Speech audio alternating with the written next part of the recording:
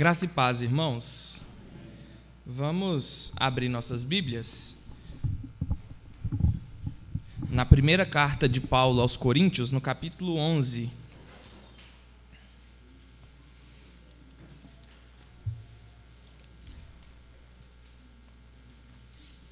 Primeira Coríntios, capítulo 11, dos versos 23 a 29.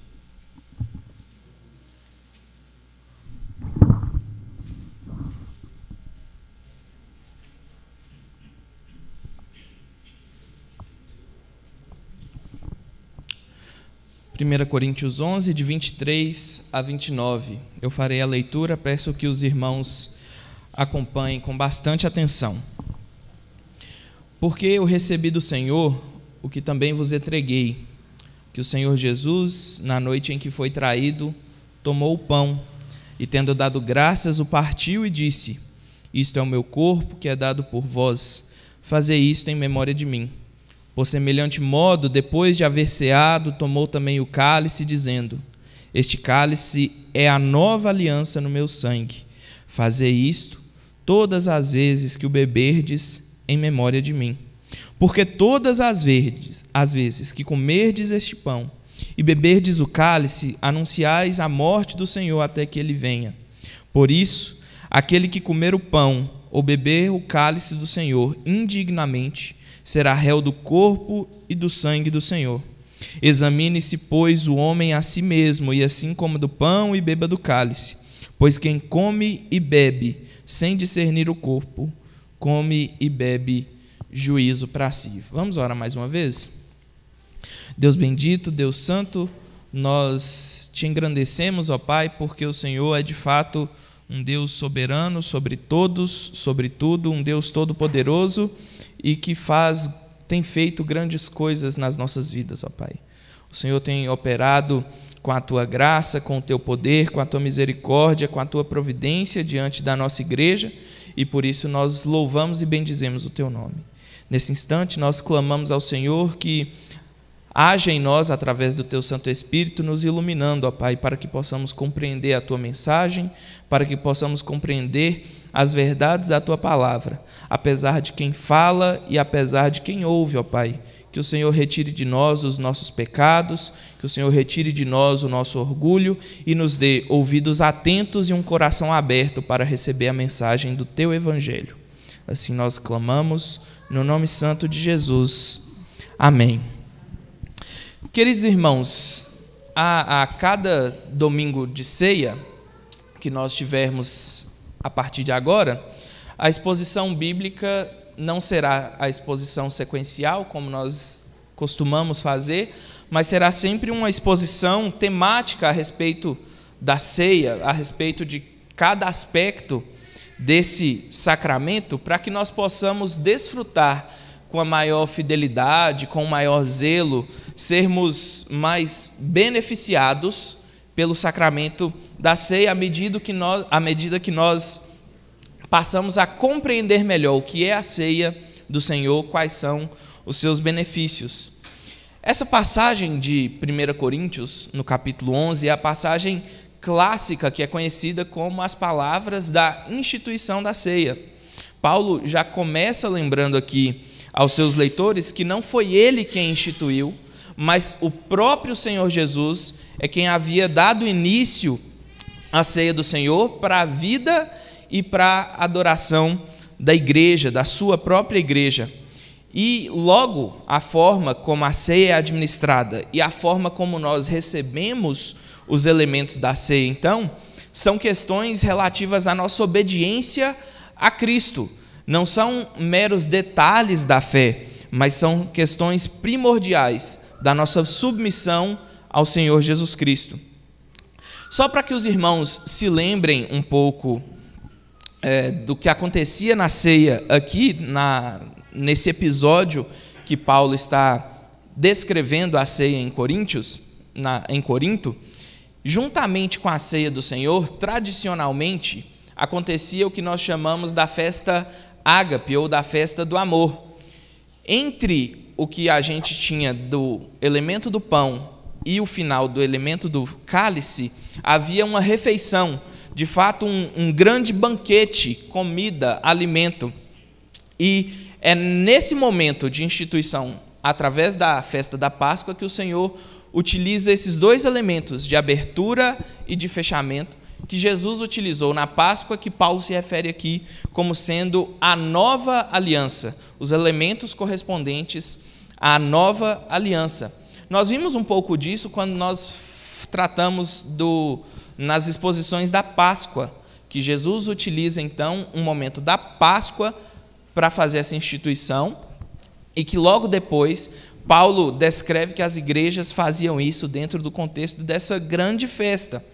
Contudo, essa refeição que acontecia, esse banquete, ele não tinha um valor sacramental, ou seja, ele não era superior, mas inferior aos elementos de abertura e de fechamento, do pão e do cálice de vinho, do suco de uva. E, porém, essa refeição tomou um lugar de destaque muito grande dentro das igrejas. Se nós observarmos, isso é referido também lá na carta de Judas. Só que foi um destaque negativo aos olhos de Paulo. O apóstolo nos diz que a igreja de Corinto, ela se reunia para pior e não para o melhor. É o que está aí no versículo 17. Também no versículo 18, ele nos diz que eles se reuniam com diversas divisões dentro da igreja. Ele começa a carta falando muitas vezes que havia ali muitos que eram chamados do grupo de Paulo, do grupo de Apolo, do grupo de Cefas, outros eram só do grupo de Jesus Cristo. E aqui ele declara que há mais outros grupos ainda. Corinto, então, era uma igreja totalmente dividida. A situação era ainda mais vexatória, porque Paulo não só diz que a igreja era dividida, mas ele diz que eles nem sequer estavam interessados na ceia do Senhor, na mesa do Senhor.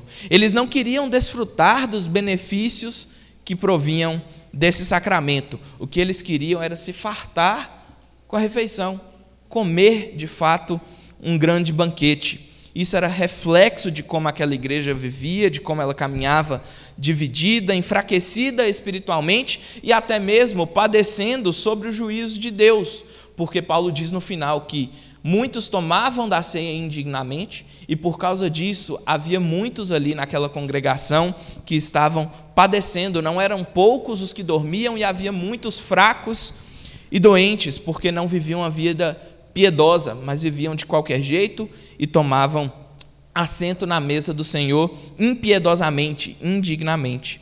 Esse, então, é o contexto do trecho aqui que nós lemos, da nossa perícope aqui.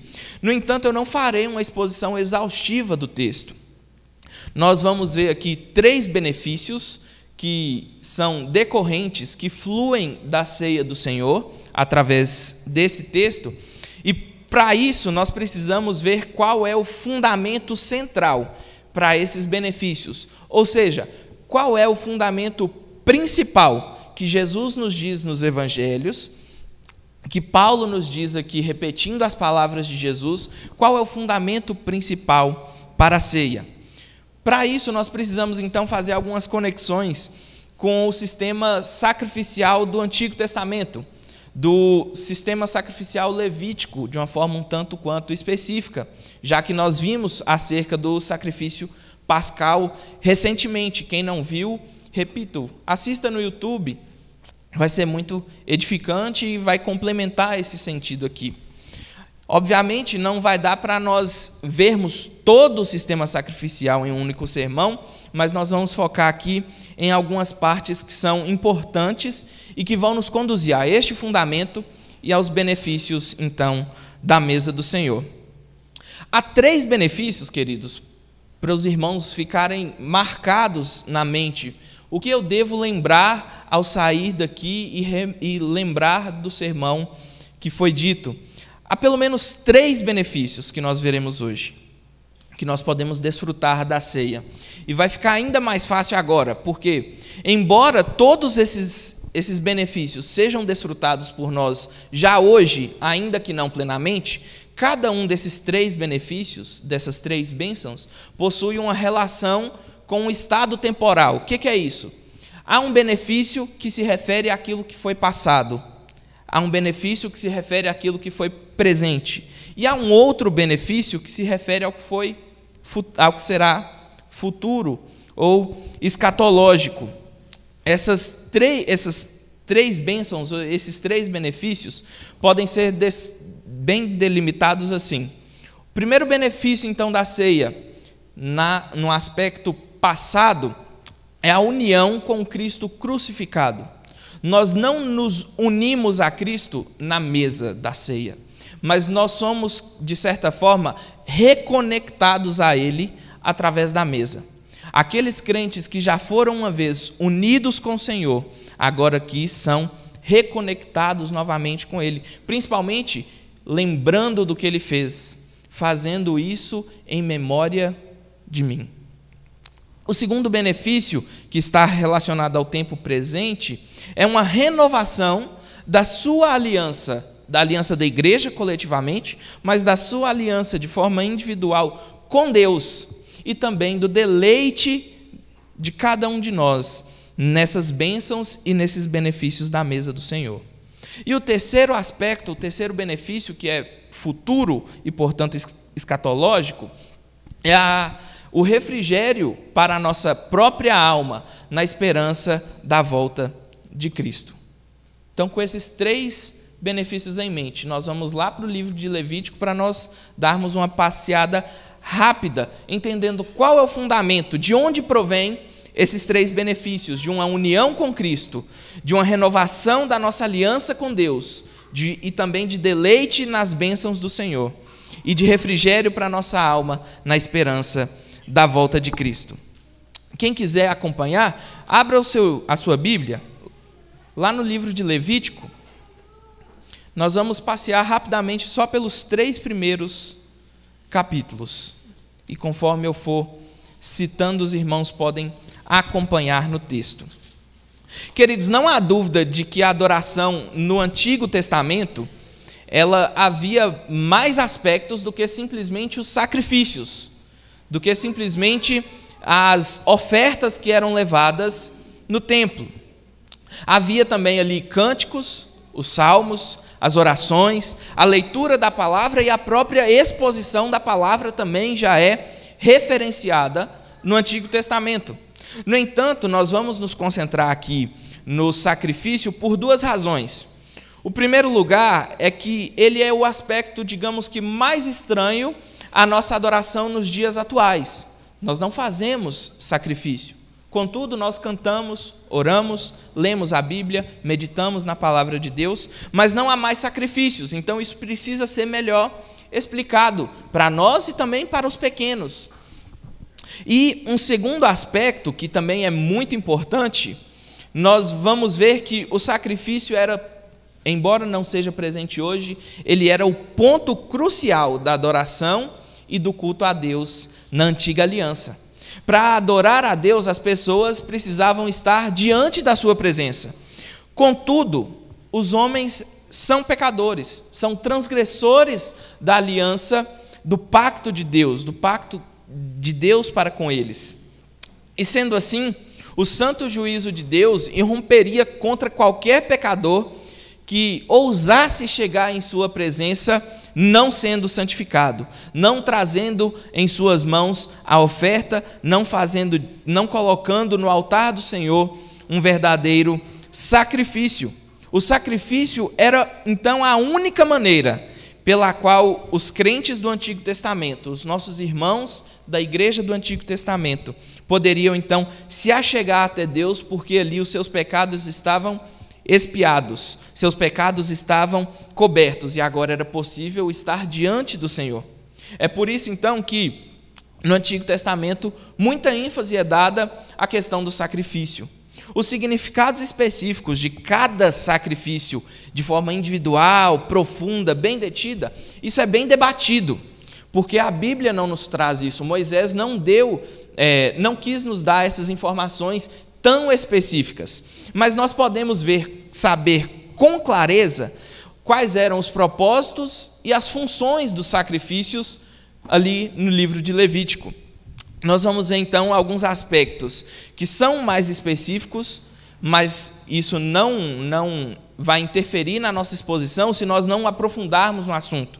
Nós vamos passar superficialmente por isso e entraremos de uma forma mais profunda nos aspectos da função de cada sacrifício e dos seus propósitos. O livro de Levítico, do capítulo 1 até o capítulo 7, vai nos trazer a descrição de 5 tipos diferentes de sacrifícios. Cada um tinha seu próprio ritual, sua forma de ser feita, e todos eles tinham um propósito diferente, mas com frequência eles eram linkados uns com os outros, para que o propósito de um complementasse o propósito com o outro. Contudo, há 3 funções que são dadas aos sacrifícios que devem estar presentes em todo rito sacrificial. Não em todo sacrifício, mas em todo rito sacrificial, nós precisamos ver essas 3 funções que nós passaremos a ver a partir de agora. A primeira função do sacrifício era a expiação. Não há dúvida que a expiação era a função mais fundamental de um sacrifício. Quando nós lemos a Bíblia, isso fica muito evidente. E como nós veremos, havia alguns sacrifícios individuais que não faziam expiação propriamente dita, como era o caso aí dos sacrifícios dos tributos de cereais ou das ofertas de manjares, que não tinha derramamento de sangue e, portanto, não poderiam fazer a expiação dos pecados. Mas é certo que sempre que havia um rito sacrificial que envolvia esses tributos, essas ofertas, que não havia derramamento de sangue e que não havia, então, uma característica de expiação, essas ofertas eram sempre somadas, eram sempre unidas a outros rituais que tinham esse aspecto.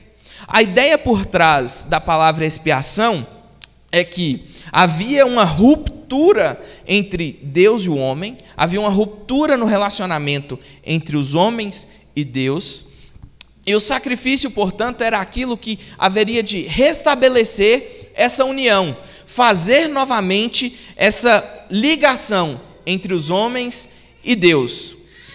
Com essa explicação, então, nós podemos compreender melhor a conexão que havia, então, entre a aliança de Deus para conosco e o sacrifício, mesmo que não só o sacrifício de Cristo, mas o sacrifício ainda na antiga aliança. A aliança é a metáfora que Deus utiliza para descrever o nosso relacionamento com Ele. É um relacionamento, é um termo utilizado no meio legal e jurídico. E, portanto, ele deve trazer leis, que são obrigações, mas também promessas. Não é assim no casamento, quando a gente faz uma aliança com o nosso cônjuge, há ali obrigações e promessas que nós fazemos e que nós também desfrutamos das promessas que o outro faz. Se alguém, então, transgredisse a lei de Deus e, portanto, transgredisse essa aliança, ele pecaria e essa pessoa ficaria alienada de Deus. E somente um sacrifício expiatório é que traria de volta ultrapassaria esse obstáculo que era o rompimento da união com Deus e traria de volta, então, essa ligação. É aquilo que Paulo vai chamar de paz com Deus. É exatamente o que Cristo fez por nós, queridos. Se nós formos lá em Romanos 5:1, Paulo nos diz assim, que justificados mediante a fé, nós temos agora paz com Deus. Paz com Deus não é você se sentir que está tudo bem, que vai tudo de vento em popa. Paz com Deus é de volta relacionamento com Deus. Nós que estávamos mortos, nós agora temos vida, uma vida em Cristo para termos de volta relacionamento com Deus, para estarmos unidos e ligados a Ele por causa da expiação do sacrifício de Cristo. A segunda função de um sacrifício era o seu caráter relativo a uma oferta ou um tributo. Para o relacionamento dessa pessoa com Deus ser plenamente restaurado, haveria que ter a expiação, mas haveria também que haver um tributo, uma espécie de louvor, que é mais comum esse termo nos Salmos, mas um tributo mesmo, um pagamento de um imposto, como a linguagem bem própria dos nossos dias. Essa é uma segunda função, então, do sacrifício. A ideia dessas ofertas que tem esse aspecto de um tributo a Deus, de um agradecimento a Deus, de um louvor a Deus, é que Deus é o nosso rei e, portanto, nós, como seus súditos, devemos levar ofertas a Ele. É evidente que Deus não precisa de nossas ofertas. Quando nós colocamos o nosso dízimo, quando nós entregamos a Deus os nossos dízimos, as nossas ofertas, não é porque Deus precisa desse dinheiro, porque Ele é o detentor de todo o ouro, de toda a prata, de toda a riqueza. O que nós fazemos aqui deve ser louvor, tributo e agradecimento a Deus pelo que Ele tem feito nas nossas vidas, pelo que Ele já fez nas nossas vidas. Mas, em um certo sentido, embora Deus não necessite, Ele se agrada, Ele tem prazer em receber essas ofertas. E nós vamos ver também um pouco em relação a isso. A terceira e última função que os sacrifícios tinham na antiga aliança era um aspecto de comunhão, a função de trazer de volta a comunhão. Tanto uma comunhão vertical como uma comunhão horizontal, ou seja, a comunhão de volta com Deus e a comunhão de volta uns com os outros. Alguns sacrifícios específicos, como o que está no capítulo 3, que é chamada aí de oferta pacífica, essa oferta enfatiza o estabelecimento, então, dessa comunhão, que era, em primeiro lugar, restabelecida com Deus, mas também entre o adorador um com o outro, entre os adoradores, entre o povo de Israel e a comunidade sacerdotal. Esse aspecto do sacrifício é ressaltado no fato de que nem toda a oferta era queimada, nem toda a oferta era dedicada a Deus e sacrificada finalmente, totalmente.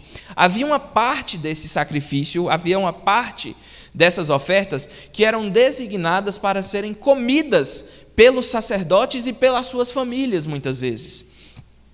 Então, aqui nós temos já o terceiro aspecto da comunhão. Eu citei que há 5 sacrifícios, dos capítulos 1 a 7. Mas para que fique evidente essas 3 funções, nós vamos apenas nos 3 primeiros sacrifícios. O primeiro, que está aí no capítulo 1, é chamado de holocausto, ou oferta queimada. Ele é repetido lá no capítulo 6 também, nos versículos 8 a 13. Nós podemos presumir uma grande importância a esse primeiro sacrifício pelo fato dele ter sido o primeiro a ser descrito por Moisés. É o primeiro a qual o Senhor transmite a Moisés e é o primeiro ao qual Moisés também transmite aos sacerdotes. E, de fato, com exceção do dia da expiação, que é conhecido na Bíblia e que hoje a gente também ouve falar do Yom Kippur, que é um dia um tanto quanto importante na cultura judaica, em exceção a esse dia, durante todo o período da vida de um israelita, o sacrifício mais importante que ele deveria fazer era o holocausto. Tanto que ele era realizado 2 vezes, uma pela manhã e outra pela tarde. Agora imagine a vida de um sacerdote, em específico a vida de um levita. Todo dia, pega lenha, coloca lenha no fogo, sacrifica. Pega lenha, coloca lenha no fogo, sacrifica. Sabe o que isso aponta para os nossos dias? Todos os dias, pela manhã e pela tarde, nós cometemos pecado. Todo dia, pela manhã e pela tarde, nós cometemos pecado. Contudo, não há mais a necessidade desse sacrifício. Há um verdadeiro sacrifício absoluto, final, superior a todos os outros, que é Cristo, que perdoa os nossos pecados e que, portanto, faz a expiação de todos os nossos pecados. Mas, dentro desse sacrifício aqui no livro de Levítico, há 2 coisas que precisam ser destacadas. A primeira está aí nos versículos 9, 13 e 17, quando o Senhor diz que esse sacrifício é como um aroma agradável a Ele. É evidente que Deus não se agrada de uma matança indiscriminada, de qualquer forma, em relação aos animais. Mas Ele se agradava dessa oferta de uma forma muito especial, porque ela era descrita como uma oferta especial ao Senhor, dedicada inteiramente a Ele. Tanto que o segundo nome dessa oferta é a oferta queimada, porque não restava nada, a não ser o couro do animal. Mas toda a oferta era dedicada ao Senhor. Então, essa oferta possui um aroma agradável para Deus, porque restabelecia a comunhão entre a vida do ofertante e o próprio Deus. Queridos, Deus se agrada de ter comunhão conosco, mas muitas vezes nós somos como o povo da igreja de Corinto, que não sabe desfrutar da comunhão nem com o próximo, quem dirá com o Senhor que nós não vemos. O segundo destaque em relação a esse sacrifício está no versículo 4 de Levítico 1, que diz assim: e porá a mão sobre a cabeça do holocausto, para que seja aceita a favor dele para a sua expiação. Está claro aqui que a morte do animal representava e estava identificado com a morte que deveria ser feita pelo adorador, pelo ofertante. Era o adorador que merecia morrer, mas Deus, em sua misericórdia, aceitava o animal como substituto. Esse reconhecimento do pecado e de suas consequências era o aspecto mais importante desse sacrifício. Queridos, nós não devemos pensar que o livro de Levítico vai nos trazer as ideias de piedade, de devoção ao Senhor, de arrependimento, porque o objetivo do livro de Levítico é dar instruções objetivas e formais aos sacerdotes. Mas se nós formos para outros locais da Escritura, nós veremos que a ação do coração, como nós vivemos, aquilo que está dentro do nosso coração, a nossa vontade, as nossas inclinações, elas são o primeiro passo para a oferta. Elas são o primeiro passo para nós nos achegarmos de forma digna à mesa do Senhor. Não com inclinações erradas, não de qualquer forma chegar na mesa do Senhor indignamente, não reconhecendo o que é o corpo e o que é o sangue de Cristo. Se nós formos lá para Miqueias 6, dos versículos 6 a 8, ele nos diz: com que me apresentarei ao Senhor? Como me inclinarei ante o Deus excelso? Virei perante ele com holocaustos, com bezerros de 1 ano? Agradar-se-á ao Senhor de milhares de carneiro e de 10.000 ribeiros de azeite?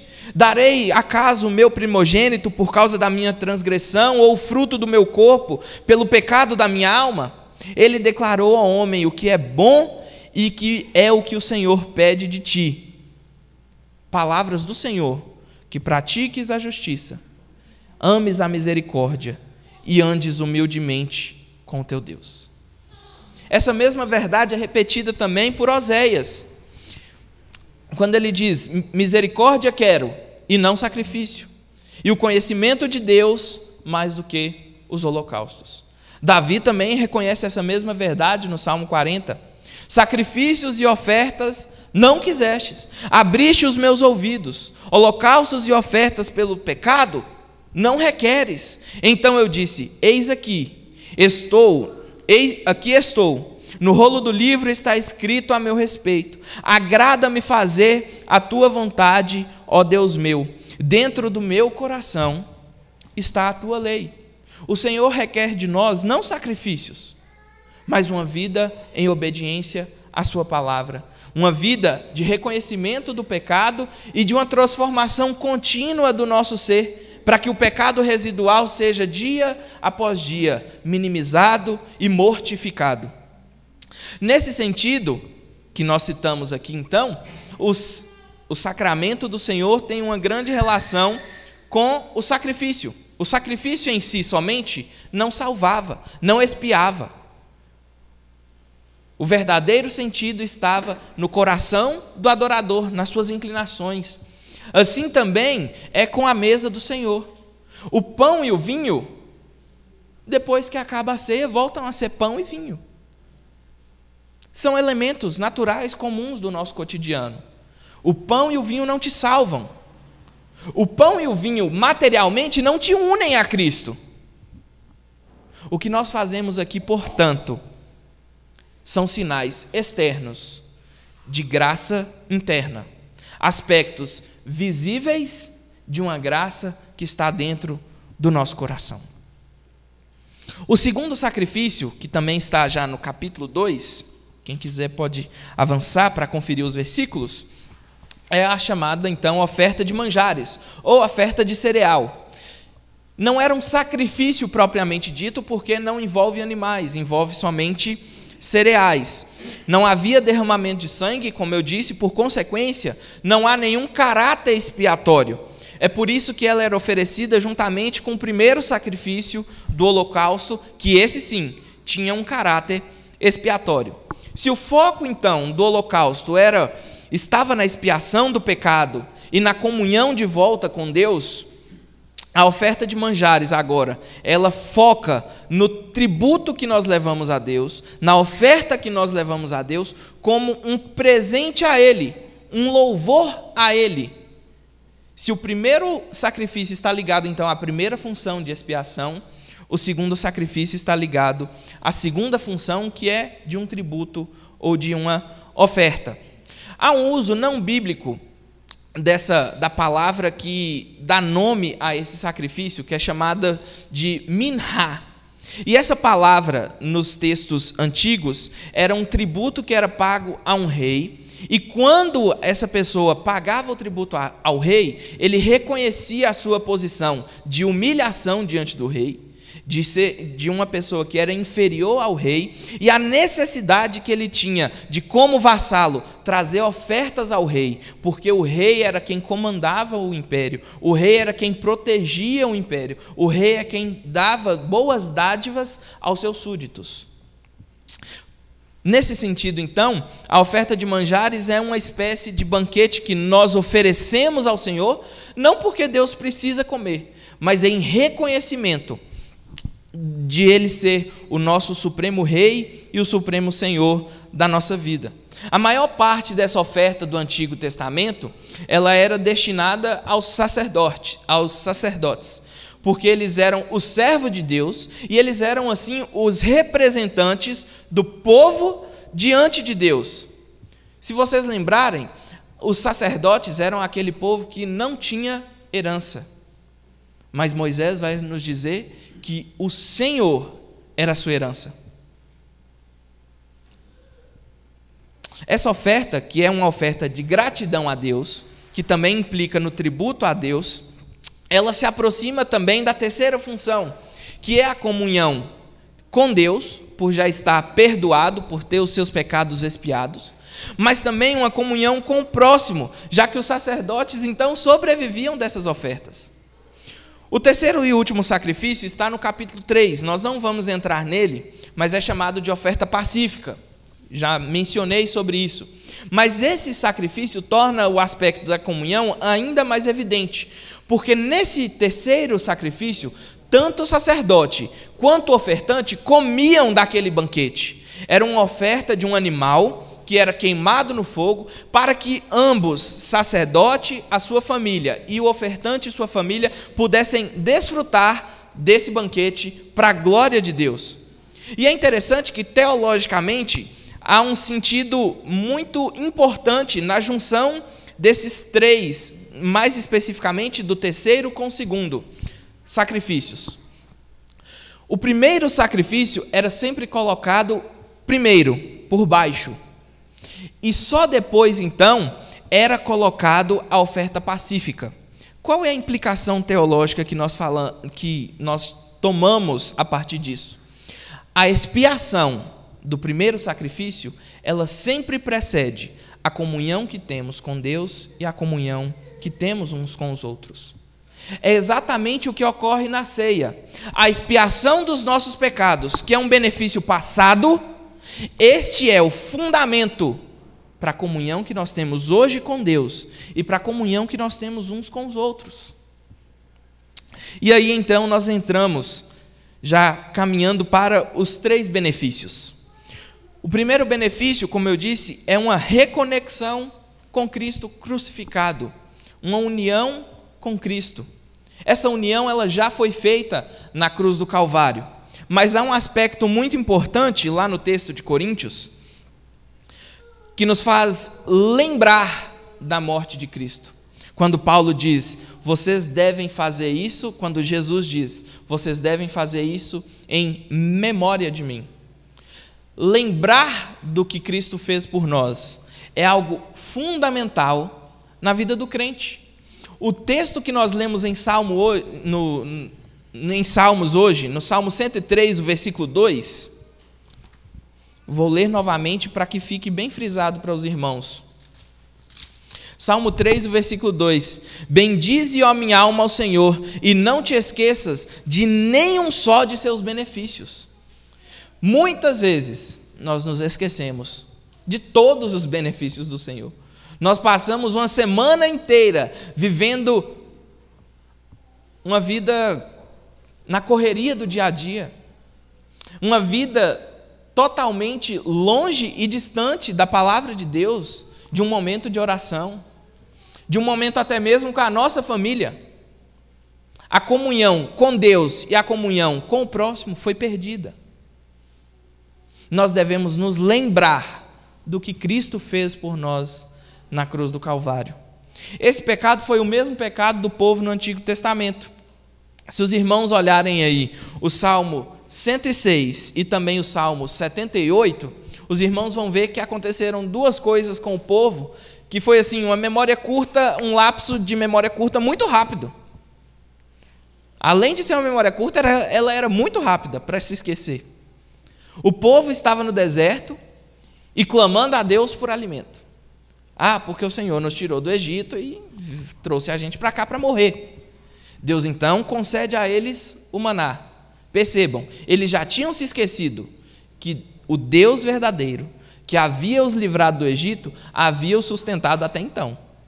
Mas eles haviam se esquecido. Passado pouco tempo, eles então olham para trás e falam assim, não, cansamos do maná, queremos algo novo, queremos uma carne fresca, boa, para comer. E Deus dá. Mas qual que era o pecado daquele povo? Novamente, haviam se esquecido de Deus. Então, queridos, quando você se assentar à mesa do Senhor para desfrutar dos seus benefícios, lembre-se do que Ele fez na cruz por você. Bendiga ao Senhor por todos os benefícios que Ele tem feito na sua vida. E não se esqueça de nenhum só. Sobretudo, a salvação que nós temos em Cristo. O segundo benefício, que marca então o tempo presente, Paulo nos diz que é uma espécie de renovação do seu pacto, da sua aliança para com Deus. Jesus mesmo faz uma renovação dessa aliança na instituição da ceia. Ele diz que este cálice e este pão eram o cálice e o pão de uma nova aliança. Essa nova aliança que Jesus institui, ela não nos dá direito de falar que tudo aquilo que havia passado acabou. Não. Cristo nos ordena seguir os mesmos mandamentos da lei mosaica. Ele manda que sejamos obedientes. Ele ordena que nós venhamos a amar o nosso próximo. Ele ordena que nós amemos a Deus, que o busquemos de todo o nosso coração. Ele ordena que nós devamos respeitar o nosso cônjuge. Ele ordena também que nós devemos educar e ensinar os caminhos, ensinar os nossos filhos nos caminhos do Senhor. Tudo isso são palavras de Jesus. Mas o que ele quer dizer então com uma nova aliança? Uma nova aliança significa uma aliança que é superior à outra. Enquanto nós tínhamos diversos ritos sacrificiais, diversos tipos de sacrifícios que deveriam ser feitos de uma forma um tanto quanto específica, sem nenhum erro, sem nenhum detalhe a ser esquecido, hoje nós nos deleitamos na única morte sacrificial verdadeira, que é a de Cristo. O autor aos Hebreus nos diz, ele é sacerdote de superior aliança. Ele é um profeta superior. Ele é o verdadeiro rei, não do trono de Davi nessa terra, mas de um trono celestial. Então, quando você se assentar à mesa do Senhor, lembre-se da renovação da aliança que Deus faz contigo através da sua mesa, através da sua ceia. Não chegue diante da mesa do Senhor, primeiro, se esquecendo daquilo que Ele já fez por você e também não se esquecendo daquilo que Ele continua a fazer. Um dos aspectos da aliança diz respeito à providência de Deus. E Paulo diz que todas as coisas cooperam para o nosso bem. Mas quando nós nos esquecemos disso, quando nós não lembramos da aliança do Senhor para conosco, nós murmuramos, praguejamos, falamos mal um do outro, falamos mal até mesmo de Deus muitas vezes. Ah, Senhor, por que isso comigo? Lembre-se, o Senhor é o Deus da aliança, o Senhor é o Deus providente que te guarda. Terceiro e último benefício é um refrigério para a nossa alma, na esperança da volta de Cristo. E é o que Paulo também vai dizer no texto aos Coríntios, que nós devemos fazer até que Cristo volte, nós devemos repetir isso até que Cristo volte, anunciando a morte do Senhor, pregando o Evangelho de uma forma visível, pregando o Evangelho de uma forma que seja até o fim dos tempos. Esse refrigério para a nossa alma e essa esperança que nós temos em Cristo, depositadas aqui, é a esperança de que nós de fato vamos ter comunhão com Deus eternamente e comunhão uns com os outros. Todas essas três bênçãos, todos esses três benefícios estão bem claros lá em Romanos 5. Os irmãos abram as suas Bíblias lá, por favor, para acompanharem. Romanos 5.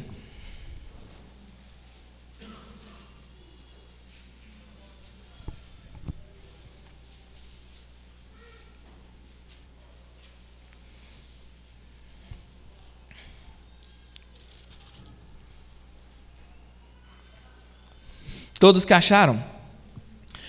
Primeira coisa, em relação à primeira bênção, ao primeiro benefício que é passado, Paulo nos diz o seguinte, que havia um regime da lei, e que a partir desse regime da lei havia entrado a morte no mundo. Mas ele nos diz, a partir do versículo 17, se pela ofensa de um, e por meio de um só, reinou a morte, muito mais os que recebem a abundância da graça e do dom da justiça reinarão em vida eterna por meio de um só, a saber, Jesus Cristo.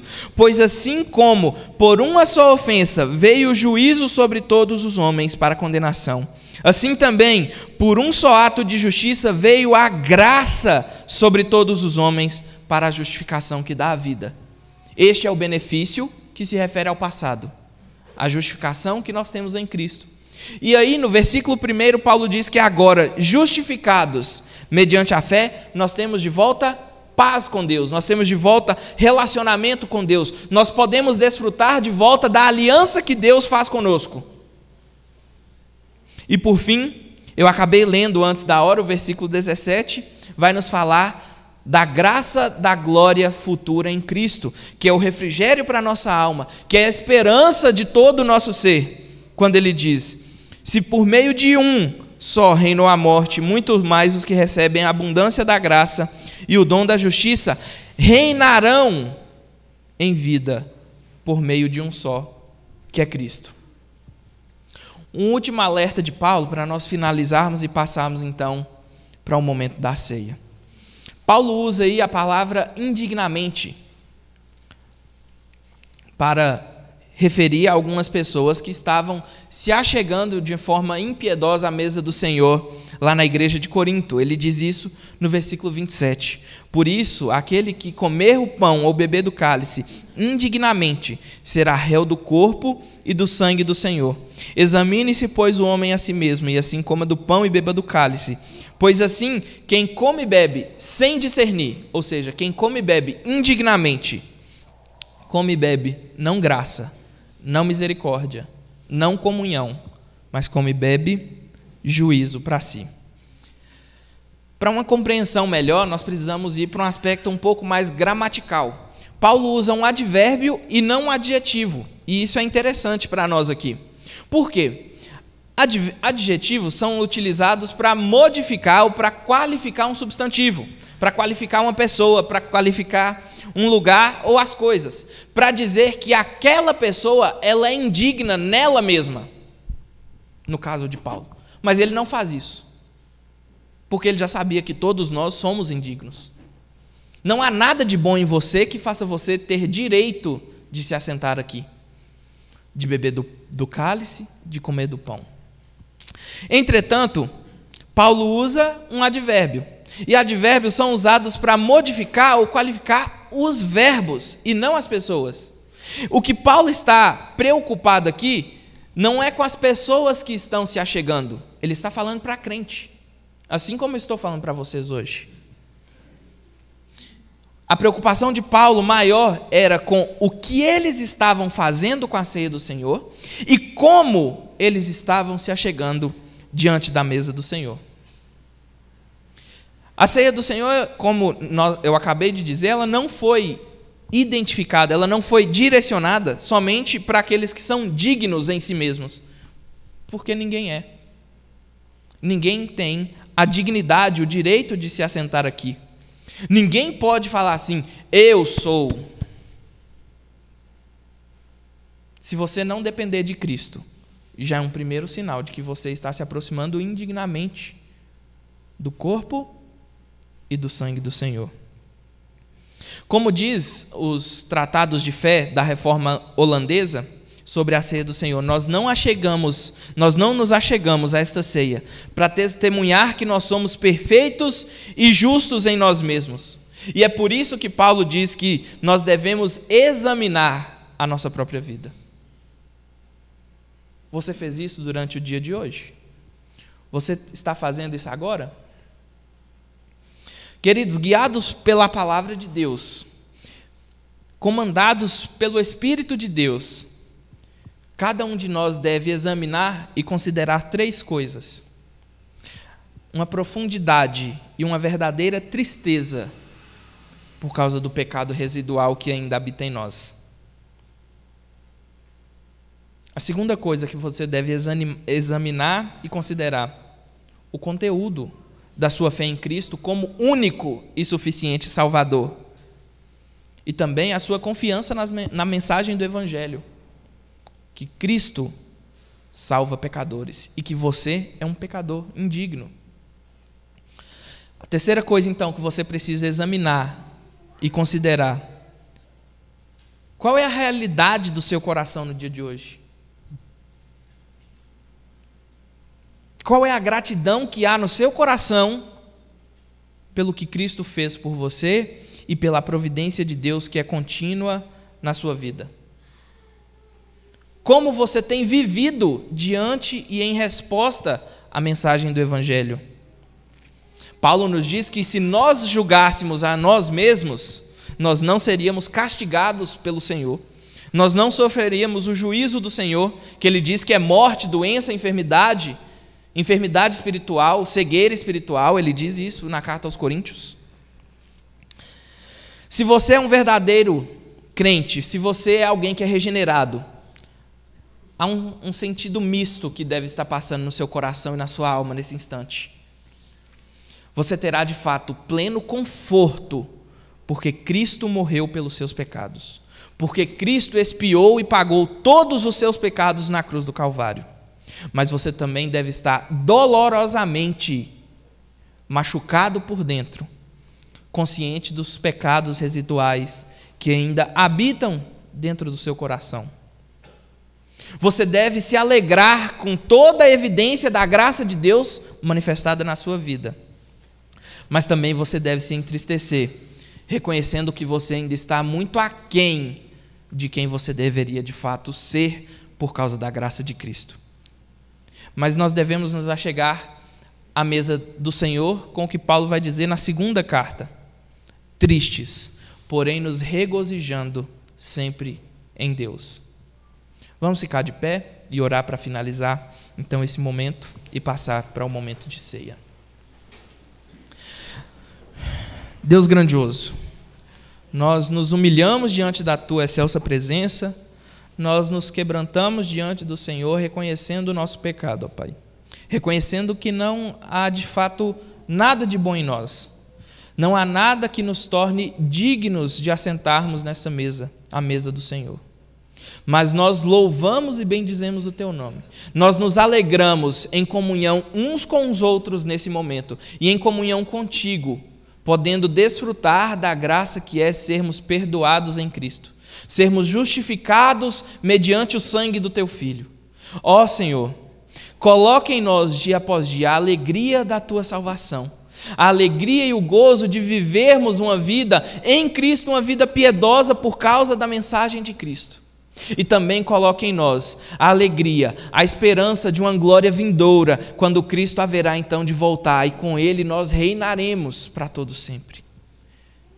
Dispensa esse cuidado a nós, ó Pai, dispensa essa graça diante das nossas vidas, para que nós venhamos a nos aproximar da Tua mesa nesse instante, não indignamente, ó Pai, mas confiados em Cristo, confiados no sumo e perfeito sacerdote, que é o nosso Salvador Jesus Cristo. Em nome de quem nós oramos.